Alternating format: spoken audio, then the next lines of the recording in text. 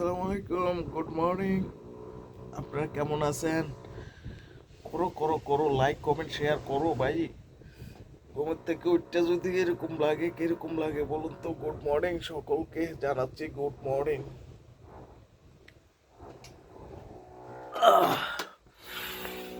এলো গরিবের ঘর, দেখছেন? গরিবের ঘর, গরিবের পাঙ্কা।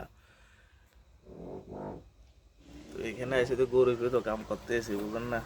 মালদ্বীপ শহরে কাজ করতে এসেছি, তাই না?